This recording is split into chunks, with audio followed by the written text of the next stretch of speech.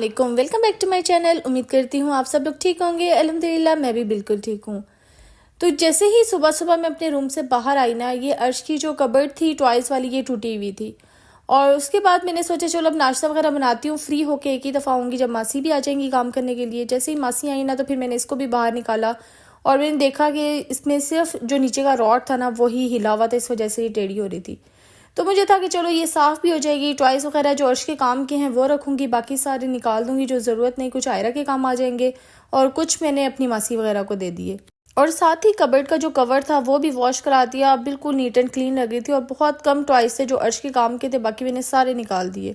जब से मैंने ये कबर्ड ली है ना, मुझे इतना ज़्यादा इसका फ़ायदा हुआ है। एक ही साइड पे ना सिमटे रहते हैं अर्श के टॉयज़, वरना इधर उधर बिखरे रहते थे। मैंने एक छोटी सी बास्केट भी ली थी जिसमें रखती थी, लेकिन वो अर्श बार बार खोल के इधर उधर फेंक देता था, वो भी सही नहीं लगती थी। और ये ना मुझे बड़ी अच्छी लगती है, इसमें हर तरह की चीज़ आ जाती है। और साथ साथ अर्श के कपड़े भी धुले हुए पड़े थे, इनको समेटना था, साथ साथ मासी भी अपना काम कर रही थी। और उसके बाद फिर मैंने अर्श को तैयार किया, क्योंकि आज मेरे लिए सबसे ज़्यादा खुशी का दिन था, क्योंकि 2 महीने बाद मेरी अम्मी आ रही थी बलूचिस्तान से। अम्मी पापा और मेरी बहन है वो रहते हैं बलूचिस्तान। तो सच में ये दिन हमारे लिए सबसे ज़्यादा खुशी का होता है जिस दिन उन्होंने आना होता है। और इस बार तो वैसे भी वो 2 माह के लिए आ रही थी, छुट्टियां ज़्यादा मिली हुई थी। और सच में हमारा यही होता है, जैसे ही हम लोग अपने कामों से फ्री होते हैं तो हमारी कोशिश होती है कि जल्दी से अम्मी के घर जाएं। आज मेरी नज़र अम्मी के घर पहुंच के इस पे पड़ी और मुझे इतनी हंसी आई, मतलब आप कुछ भी नाम रख देते हो। अब अरतुल काजी चिकन शॉप, कमाल है भाई। सच में काफ़ी देर में हंसी के दरवाज़ा वगैरह जैसे ही खुला, मैं ऊपर गई तो सही खाने की खुशबू आ रही थी। और ये खुशबू सूंघ के ना मुझे सच में भूख लग रही थी, क्योंकि मैंने प्रॉपर तरीके से सुबह नाश्ता नहीं किया। ऊपर गई तो देखा भाभी खाना वगैरह बना रही थी और साथ में मेरी बहन अपनी व्लॉगिंग कर रही थी। और मैंने भाभी से पूछा क्या बनाया, तो उसने कहा आके ज़रा देखो क्या बनाया और टेस्ट भी करके मुझे बताओ। उसने पुलाव बनाया हुआ था और कौरमा बनाया था, बहुत ज़्यादा मज़े का था। मेरा तो सच में दिल कर रहा था मैं जल्दी से इसको खा लूँ, लेकिन अम्मी लोगों के आने का वेट था। और हान भी सही खुश हो रहा था। अर्श और ये बहुत ज़्यादा खेलते हैं जब भी इकट्ठे होते हैं। और इतनी देर में मेरी बहन ने मुझे बताया कि क्रम्बल्स आ गए हैं, आप भी ये चेक करें। और क्रम्बल्स मुझे और मेरी बहन को बहुत ज़्यादा पसंद है। इसकी एक ब्रांच लाहौर में है और बाकी जो है वो रावलपिंडी इस्लामाबाद में है। इतने मज़े के कुकीज़ होते हैं, मुल्तान में नहीं मिलते। हम लोग कोशिश करते हैं जो भी इस्लामाबाद या लाहौर से आ रहा है कज़न्स वगैरह में से, वो लाजमी लेकर आए। हमने पहले ही बता देते हैं कि ले। वैसे इसकी ऐप भी है, ऐप से भी हम इजीली ऑर्डर कर सकते हैं। तो बस यहाँ पे ये डिफरेंट कुकीज़ थी, हमने सोचा हर फ्लेवर इसका ट्राई करते हैं। ये मिडनाइट कुकी थी, ये भी बहुत मज़े की थी। और जब हमने इसको ट्राई किया, इसका ट्राई करने का ये तरीका है कि हम थोड़े से इसको पहले गर्म करते हैं, उसके बाद खाते हैं। और सच में ये बहुत मज़े की थी। लेकिन मेरे साथ एक ब्लेंडर हुआ, जो कुकी मुझे सबसे ज़्यादा पसंद थी, वो मैंने और मेरी बहन ने अलग अलग मंगवाई हुई थी, बाकी सब हमने मिलकर टेस्ट करने थे। और उसमें से रेड वेलवेट जो मेरी मोस्ट फेवरेट थी वो ही उड़ी हुई थी। और पता चला कि रात को भाई खा गया, उसे पता नहीं था। उसने फ्रिज में देखा तो उठा के उसने खा लिया। खैर यहाँ पे 3 बजे और अम्मी लोग भी पहुंच गए थे। जैसे ही हॉर्न की आवाज़ आई हम लोग नीचे भागे, अम्मी लोगों से मिले, पापा से मिले। इतना सच में सुकून मिलता है ना जब आपकी माँ आपके पास आती है, आपको लगता है आप दुनिया के सबसे ज़्यादा मजबूत हो। आपके पेरेंट्स आपके साथ नहीं होते तो आप सबसे कमज़ोर तरीन होते हो। और यहाँ पे आयरा इतनी ज़्यादा खुश थी, अम्मी, अर्श, मतलब सारे आपस में इतने ज़्यादा खुश थे कि काफ़ी अर्से बाद अम्मी आई हैं। और अम्मी और अर्श का वैसे ही बहुत ज़्यादा प्यार है। भाभी शरबत वगैरह के ले आई और सब हम लोग बैठे बातें भी कर रहे थे और इकट्ठे बैठे थे। इतनी देर में भाभी ने कहा कि चलो आ जाओ ना, खाना मैंने लगा दिया है। और सच में मैं इतनी खुश हो गई मुझे इतनी ज़्यादा भूख लग रही थी कि बस मुझसे बर्दाश्त नहीं हो रहा था। अम्मी लोगों के आने का वेट था और हम लोगों ने खाना खाया, पेट भर के खाना खाया, बहुत ज़्यादा मज़े का बना हुआ था। खाने के बाद मेरी बहन चाय लेकर आ गई और खाने के बाद चाय की तलब तो सबको होती है। और आप लोगों में से किस किस को होती है मुझे लाजमी बताइएगा, क्योंकि चाय के बगैर तो ऐसे लगता है वाकई ही खाना अधूरा हो जाता है हम लोगों का। हम लोग जैसे ही चाय वगैरह से फ्री हुए तो मेरी बहन को क्रोशे का बहुत ज़्यादा शौक है और वो बना रही थी स्टिच, एक करैक्टर है वो बना रही थी। और साथ में हीरा का भी दिल कर रहा था मैं ट्राई करके देखूं। उसने कोशिश की लेकिन उससे बहुत मुश्किल हुआ, उसे नहीं बनाना। और यहाँ मैंने डोरी को पकड़ के देखा, ये वेलवेट की थी, इतनी मज़े की लग रही थी। ये करैक्टर भी बहुत प्यारा था। मैं अपनी बहन अभिया से कह रही थी, अभिया प्लीज़ ये बना के ना आयरा को दे देना, क्योंकि आयरा को स्टफ़ टॉयज़ बहुत ज़्यादा पसंद है। अभी हम लोग ऐसे बातें ही कर रहे थे, इतनी देर में भाभी ने शोर मचाया कि अरहान ये क्या कर दिया है। जैसे ही जाके देखा ना तो अरहान की शरारतें सही में ना खामोशी वाली होती है और बड़ी जालिम होती हैं।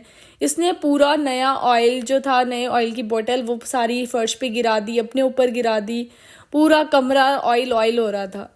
अब मज़े की बात यह है, जैसे ये शरारत करता है इतना मासूम बन जाता है जैसे इसने कुछ भी ना किया हो। लेकिन शुक्र है समीना बाजी आई हुई थी। समीना बाजी वहाँ पे काम करती हैं और सही में बड़ी मज़े की बातें करती हैं। मैंने इनसे पूछा चले मैं आपको व्लॉग में ले लूँ, तो उन्होंने कहा हाँ क्यों नहीं।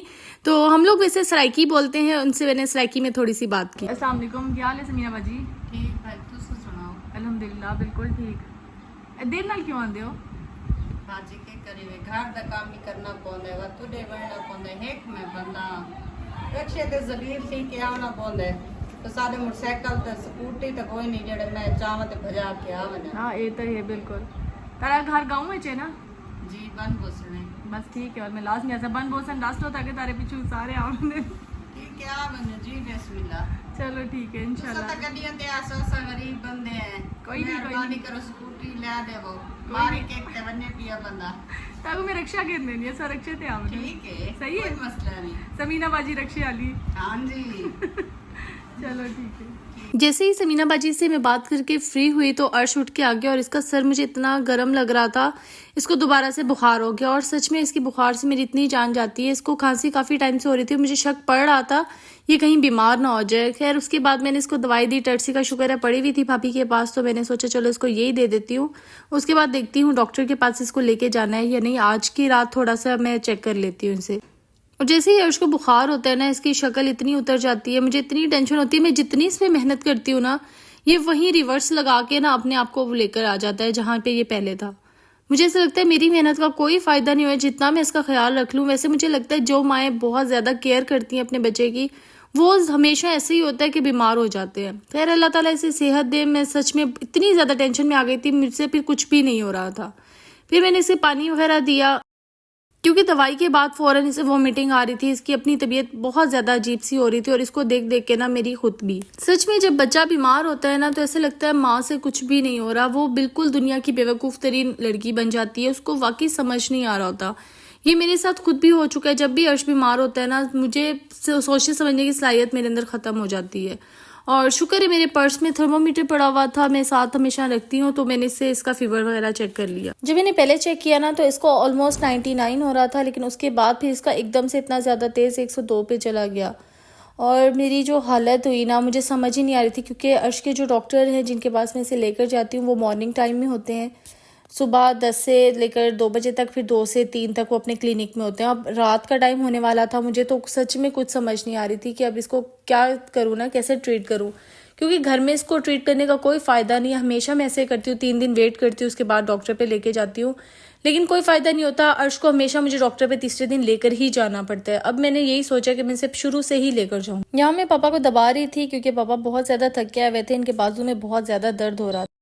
और साथ ही आयरा और हान ने अम्मी की चीज़ों पे हमला कर दिया, क्योंकि अम्मी का सामान हीरा सेट करवा रही थी अम्मी के साथ मिलके, कि साथ ही पहले ही सेट करवा लेती हूँ, उसके बाद हमने घर पे चले जाना है, तो आप फिर कैसे करेंगी अकेली। बस यही सब कुछ चल रहा था। और हान आयरा का सही इस पे ना हमला हो रहा था।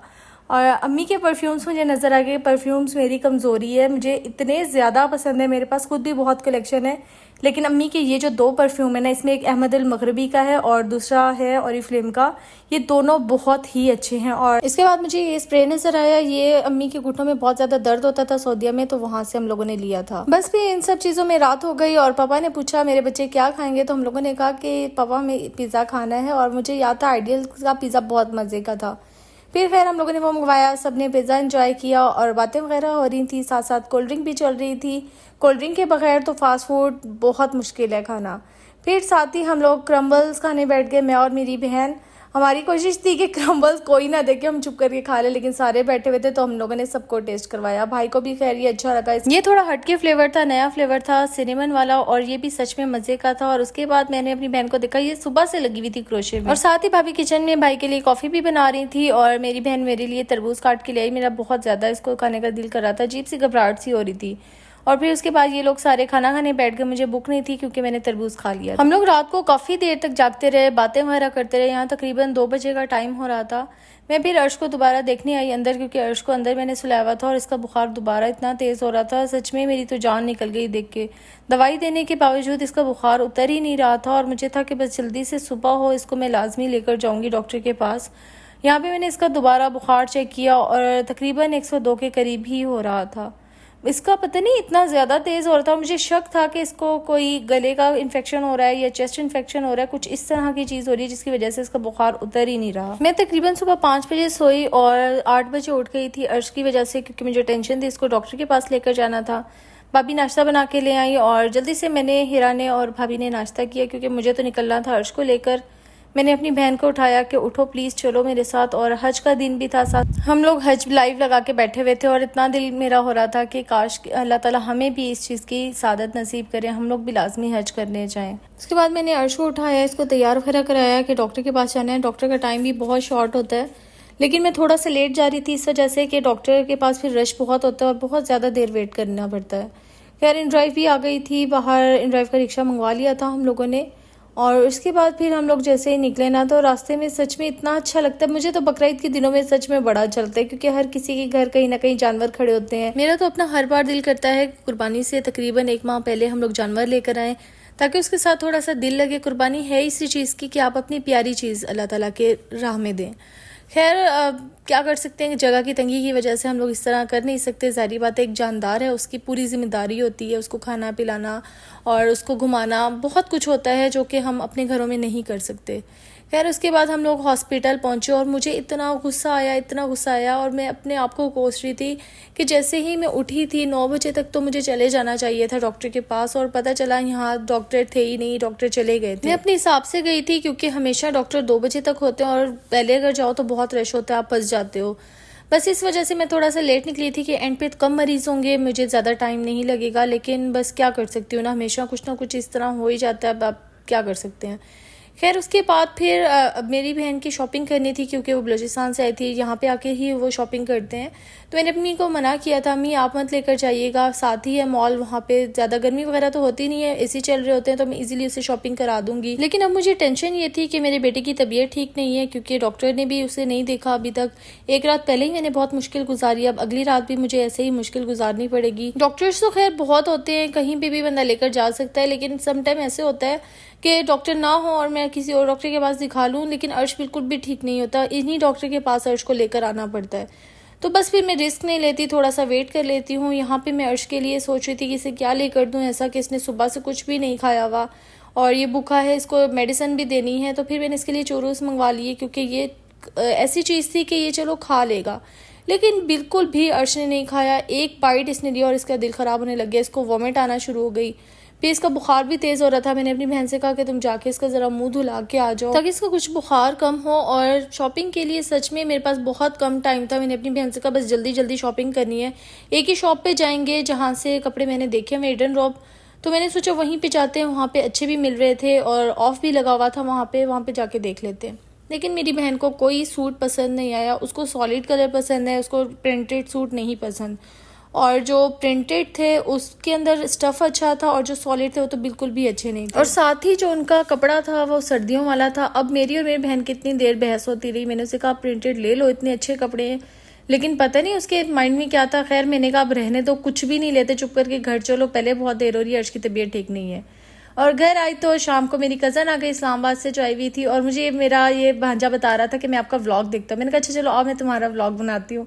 और यहाँ पे इतना क्यूट लग रहा था, चुप करके खड़ा हो गया। और खैर अर्श की तबीयत ठीक नहीं थी, लेकिन जैसे ही मूसा आया, और मूसा के साथ इसकी बहुत ज़्यादा दोस्ती है, तो इसने कहा चलो मम्मा मैं खेलता हूँ। और साथ में एसी लग रहा था अम्मी के घर में, इन्वर्टर बाहर, क्योंकि पहले दूसरा लगा हुआ था और भाई चेंज करवाना चाह रहे थे इसको, उसने चेंज करवाया। और यहाँ पे फिर गंदगी इतनी ज़्यादा हो गई थी, भाभी ने, निमरा ने, इन लोगों ने मिलके यहाँ पे सफाई की। और मूसा या अर्श ना खेले ऐसा हो नहीं सकता। यहाँ ये दोनों डॉक्टर खेल रहे थे, क्योंकि अभी अर्श की तबीयत ख़राब थी और मैं सारा दिन इसको थर्मोमीटर लगा के चेक करती हूँ। तो अर्श ने मुझसे कहा मूसा आ जाओ मैं आपका डॉक्टर बनता हूँ, और मूसा भी मज़े से पेशेंट बन के बैठ गया। सच में बचपन कितना मासूम और कितना प्यारा होता है। हम लोग भी इसी तरह गेम्स वगैरह खेलते थे, मुझे अपना वक्त याद आना शुरू हो जाता है। खैर उसके बाद फिर बहुत ज़्यादा भूख लग रही थी, हम लोगों ने खाना खा लिया था, लेकिन फिर भी हमें रात को लाजमी भूख लगती है। काफ़ी देर हो रही थी, तकरीबन 12 बजे के बाद का टाइम था, और हम लोगों ने आइडियल से पास्ता मंगवा लिया था। आइडियल की चीज़ आजकल हमें बड़ी पसंद आई हुई है। खैर उसके बाद अर्श सो गया था यहीं सोफे पे ही, और मैं इसका दोबारा से फीवर चेक कर रही थी। तकरीबन 2 बजे का टाइम था और इसको दवाई देने का भी टाइम हो रहा था। मैंने भी इसका फीवर चेक करके साथ ही इसको दवाई दी और इसको उठा के ना मैंने अंदर सुला दिया। और व्लॉग अपलोड ना करने की वजह ये थी कि अर्श की तबीयत बिल्कुल ठीक नहीं थी। मैं मोस्टली उसी में बिजी थी या अम्मी लोग आए हुए थे उसमें बिजी थी, इस वजह से मैंने व्लॉग अपलोड नहीं किया। फिर 2 दिन का व्लॉग मैंने एक ही साथ एडिट करके अब मैं इसको साथ में अपलोड कर दूंगी। उम्मीद करती हूँ आपको मेरा व्लॉग अच्छा लगा होगा। अगर अच्छा लगा तो लाजमी लाइक करिएगा, सब्सक्राइब करिएगा, मुझे और मेरे बेटे को लाजमी दुआ में याद रखा करें। मिलती हूँ आपसे न्यू व्लॉग में, तब तक के लिए अल्लाह हाफिज़। अपना बहुत सारा ख्याल रखिएगा।